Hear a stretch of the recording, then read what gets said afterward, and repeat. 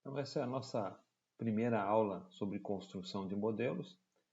Inicialmente, nós tivemos uma introdução ao processo decisório como um todo, depois nós entramos na parte mais relacionada com teoria de apoio à decisão, mais especificamente pesquisa operacional. Então, hoje a gente dá início a essa parte da matéria, né? A princípio, nós verificamos que existem os problemas. A partir desses problemas, nós devemos construir um modelo matemático, mais especificamente programação linear, que seria o nosso primeiro, né? Então, esse nosso primeiro exemplo, né, nós temos uma fábrica que produz 4 tipos de móveis: escrivaninhas, mesas, armários e prateleiras.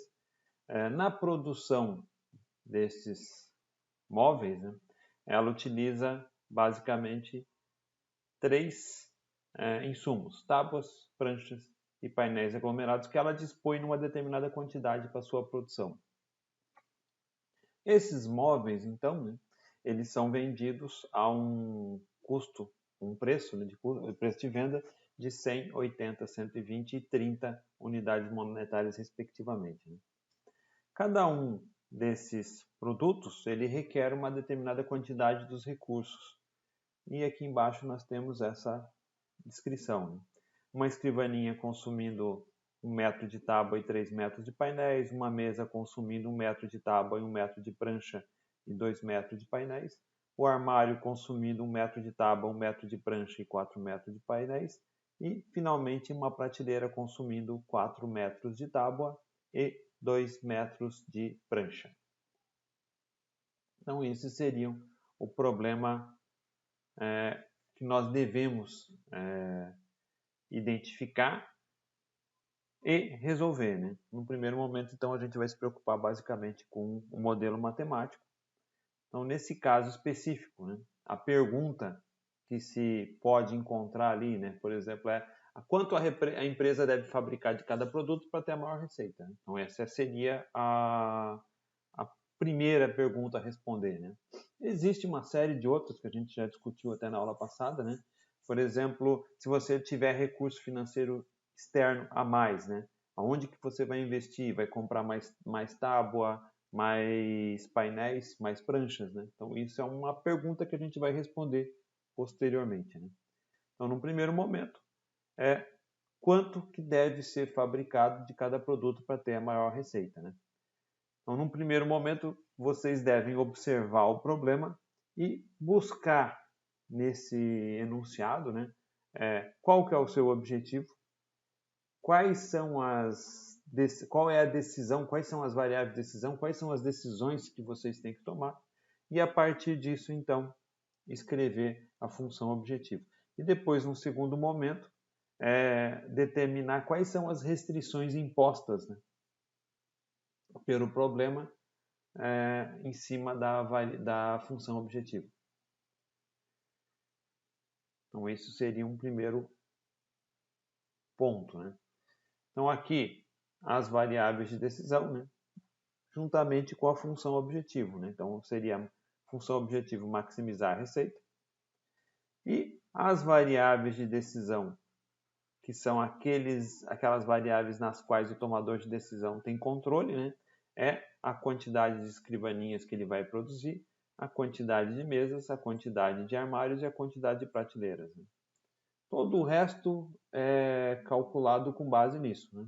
Então, a função maximizar a receita é calculado com base em cima das quantidades produzidas. Então, eu tenho as quantidades produzidas, eu tenho o preço de venda, com base nisso eu tenho a receita que eu quero maximizar. Então, esse é o primeiro passo, né? Escrever a função objetivo em função das variáveis de decisão, né? Então, que seria o primeiro passo, né? A minha receita escrita com base nas quantidades produzidas de cada produto. Então, a quantidade produzida pelo preço de venda, somando todas as parcelas, né, eu vou ter a receita total. Então, a função receita. Nós temos algumas algumas simplificações, né? Não estou preocupado com economia de escala no primeiro momento. Então, se você produzir mais, você não vai ter redução de custo. Se algum cliente for comprar toda a tua produção, ele não vai ter descontos, né? Então, esses são algumas simplificações, né? Depois, no futuro, a gente pode colocar esses elementos no nosso modelo, né? E é claro que a receita vai ser infinita se você não tiver restrição de recursos, né? Então, o nosso problema é isso, né? Então, no primeiro momento, a gente tem a função objetiva. Agora, então, a gente tem que pensar nas restrições que são impostas a esse problema, né? Que aí vem as restrições transformadas em expressões matemáticas que vão limitar o nosso resultado final da função objetiva. Então, vamos ver a questão das tábuas, né? Então, eu tenho 300 metros de tábua disponível para utilizar. E aqui eu tenho a quantidade que eu estou utilizando, dadas as quantidades produzidas de cada produto. Então, 1 metro de tábua para produzir uma escrivaninha, 1 metro de tábua para produzir uma mesa, 1 metro de tábua para produzir um armário e 4 metros de tábua para produzir uma prateleira. Então, se eu multiplicar as quantidades utilizadas desse recurso pela quantidade de produtos, né? Então eu vou ter a quantidade de metros de tábua que eu estou utilizando, que está limitado pela quantidade que eu tenho disponível. Isso para pranchas e para painéis. Só o detalhe, né, que eu preferi deixar o explícito zero, né? Porque, por exemplo, eu não uso pranchas para fabricar uma escrivaninha, mas eu coloquei ele aqui, ó. A princípio está aqui, só que esse recurso não é utilizado para fabricar aquele produto. A mesma coisa painéis para fabricar prateleiras. Então eu tenho a mesma coisa para tábuas, pranchas e painéis. E por último, então, eu tenho a questão de não negatividade, né? Então isso aqui é mais uma questão técnica, né? Então vocês não podem produzir móveis negativos, né? Produtos negativos. Então, obviamente, para nós, fisicamente, isso é impossível, né? Mas para o modelo matemático isso é possível. Então, como quem vai posteriormente responder e resolver isso é um modelo matemático, né? Essa restrição física tem que ficar explícita, tá? Então, por isso que tem essas não negatividades, né? Então, basicamente, resumindo, né? Restrições.